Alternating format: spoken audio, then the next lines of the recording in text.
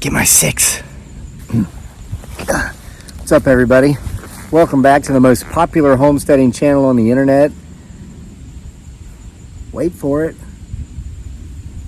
That has absolutely nothing to do with homesteading. Homesteading off the grid. And welcome back for another tale from October nights. Got some beautiful leaves falling back there as the breeze picks up. What a beautiful month. What a beautiful time of year. Hope you're enjoying your October. So for tonight's reading, we're going to go into part 2. October nights. 31 more tales for the Halloween season. And it is the 11th, so I'm going to read from the 11th. It's a story called October Rider. Yeah, I saw him recently in the month of October. This is a crazy story, and it's held true for this is our 7th October here on our property. And so, with no further ado, as my beautiful bride Dearly, aka Giggly Girl, would say, and after I put on me old man spectacles, let's get right to the story. October Rider. When I saw him ride by that first October, I thought nothing more of it than any time I'd seen any other vehicle go by. Sure, it was a dirt bike, street legal as it was, and there hadn't been as many of them go by over the past couple of months since we'd moved into our new home out in the country, as there had been other types of more common road motorcycles like Harleys and Goldwings, but there had been a few. Far more than motorcycles, we'd noticed mostly BMWs, Mercedes-Benzes, and on occasion really loud pickup trucks. The kind that sounded like their mufflers needed reattached, but having grown up in nearby Appalachian, where this would be the case for said type of trucks, I completely understood that the owners of said trucks where we live now, in affluent Albemarle County, Virginia, actually paid extra to have them sound that way. Odd how so many of the affluent country types want to look down their noses at us dumb hillbillies from West by God, Virginia, yet intentionally pay good money to emulate part of our lifestyle. It's crazy. Let me tell you, them old boys in West Virginia, if they had the money to fix those mufflers, they would. It ain't intentional.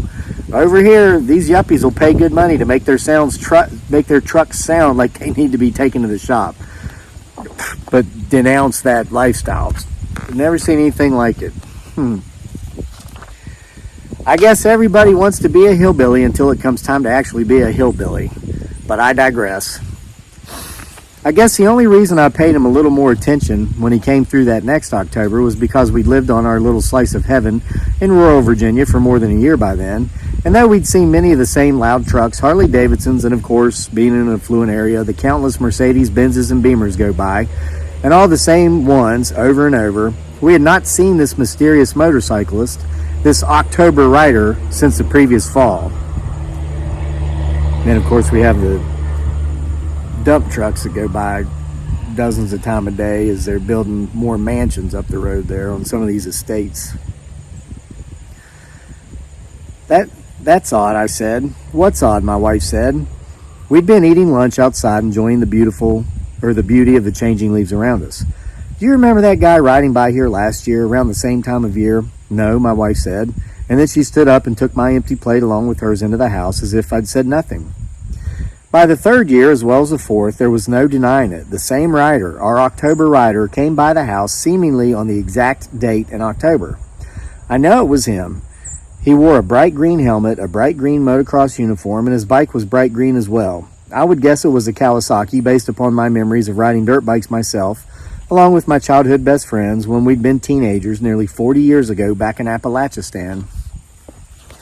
I'll never understand the passing of time, at least how the passing of time feels.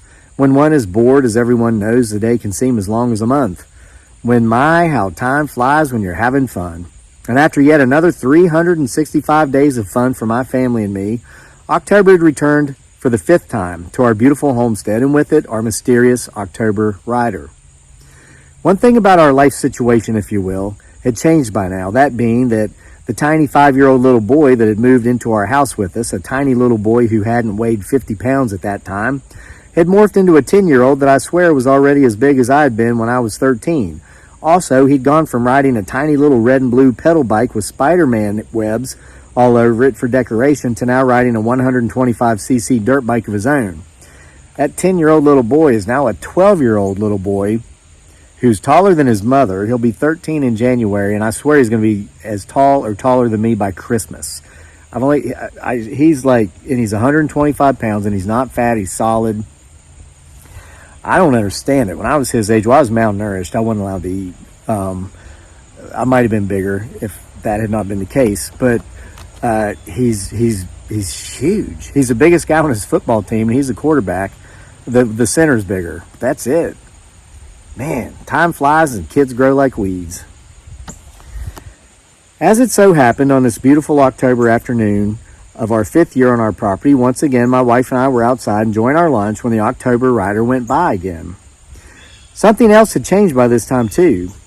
I'd gotten to know all the old dirt roads and trails surrounding our home for miles and miles very well by way of running and mountain biking on them near daily. Also, while my son was in school on many beautiful days, I'd taken his dirt bike out for a spin. It was the least I was deserving of, as I saw it, for covering the bill for Santa Claus the previous Christmas in regard to said dirt bike anyway. I'm going to go for a short dirt bike ride, I told my wife as she was heading into the house with our dishes. It's too beautiful of a day to be inside. I'll be back in a bit. I'd planned on going back inside and working more on my home, in my home office, until I'd seen the October rider go by. Just as the door of our house was shutting behind my wife, I was jumping on the seat of the dirt bike and kicking it into action. I was off and out of the gate. I rounded the turn just beyond our driveway just in time to see the October rider turning right up a dirt road that circles back around our property and then goes for miles and miles into the next county. I hadn't ridden far down the road before I noticed that the tracks of the October rider's bike took a right onto a sparsely traveled side road. It had rained lightly that morning, and though the road was almost dry, it was still damp enough for me to see the tracks from the other bike without any problems. I turned right to follow. I went only a short distance, less than half a mile, when I came to a sharp turn in the road. The road was uphill here and quite steep, and just at the top it cut back hard to the left. Oddly, the track I'd followed appeared to lead off the road at this steep point into the sharp turn and seemingly out of the road. I rode my son's dirt bike to the edge of the road and peered over the sharp drop-off. There was no denying that this is the way the track had led, but I saw nothing. Thinking that perhaps the drop-off was simply too steep to see over from my seated position on my son's bike, I killed the engine. I got off the bike and removed my helmet. I walked over the hill, looking left, looking right, but seeing nothing. And then I felt myself kick something with the toes of my right foot. I looked down, and there, under overgrowth, sat a motorcycle helmet, which was once bright green. It no longer appeared bright green, as it was covered with age and mold, and at least the last couple of years' worth of fallen leaves. Just behind the helmet was a small cross, about 18 inches in height, that frankly, I was surprised I hadn't seen. And under the leaves, around the helmet and the cross, I found various artificial flowers, the kind one sees in cemeteries, and I could tell from their different degrees of disintegration and where from the elements that they'd obviously been brought out and left at the site over a period of several years. Slowly, I made my way back up the hill and to my son's motorcycle. I glanced around, and sure enough, this is where the mysterious track left by the mysterious rider, the October rider, ended. No fresh tracks extended down the hill from which I'd come, and I would have seen him if he had turned and gone back anyway, or around the sharp turn, continuing in the direction the road led. It was as if he had merely vanished.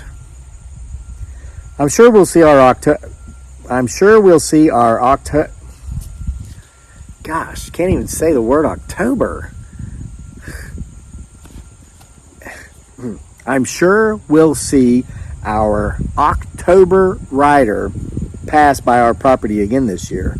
And chances are good that when he does, my wife and I will be sitting outside, eating our lunches, and enjoying the beauty of the changing leaves. I'm sure since it's new, my son's dirt bike will still be in excellent running shape. It is. And I'm sure when the October rider passes by, I will not be following him. The end. So that was short and sweet, to the point, and true. So hope you enjoyed yet another installment of October Nights, and I hope that you'll come back tomorrow here on the most famous homesteading channel on the internet that has nothing to do with homesteading off the grid, and join me for another story. Hope you're enjoying your October. See you again soon.